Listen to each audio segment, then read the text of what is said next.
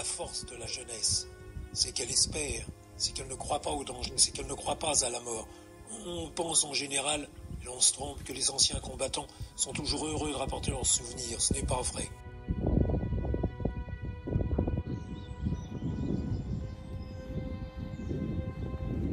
C'est ici, que, dans la ferme de Chimie, que l'écrivain Roland Dorgelès a écrit son... Enfin, non, là, il n'a pas écrit son Réveil des morts, mais il est venu s'inspirer dans cette ferme avant d'écrire le Réveil du mort qui paraîtra en 1924.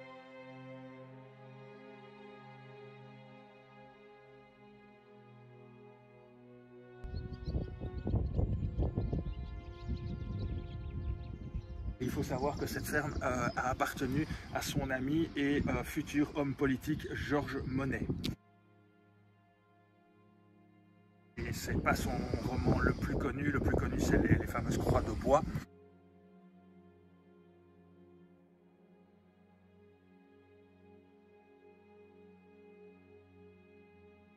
Mais c'est le plus émouvant de toute évidence et il parle notamment de la faux de Nanteuil, voilà, tous ces endroits qu'on connaît, Flecky, Soupir, tout ça, et dans ce bouquin c'est juste un bouquin remarquable. Dès le premier été de la paix, ils avaient moissonné à nouveau. Les reboucheurs du district à remplir les tranchées. Ceux-ci, payés à la journée, pelletaient mollement et parfois, après le déjeuner, on les voyait danser au son de l'accordéon.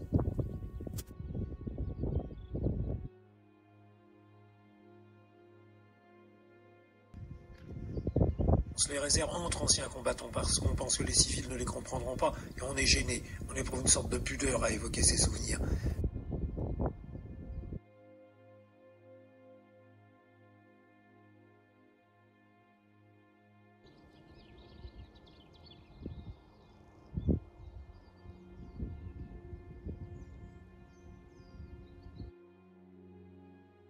Et il parle dedans, si je ne me trompe pas, de la reconstruction. Ça parle clairement, oui. De ce qui se passe après la Première Guerre mondiale. De la reconstruction, et j'avoue que les illustrations sont très bluffantes également.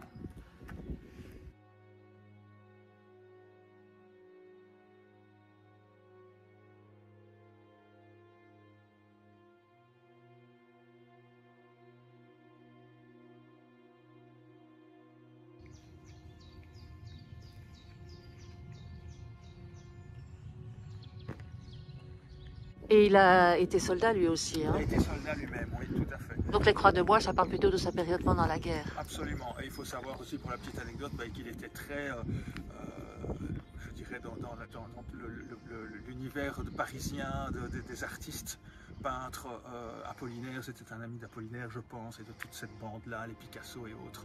C'était pas n'importe qui, ce monsieur. Ok. La ferme de Chimie.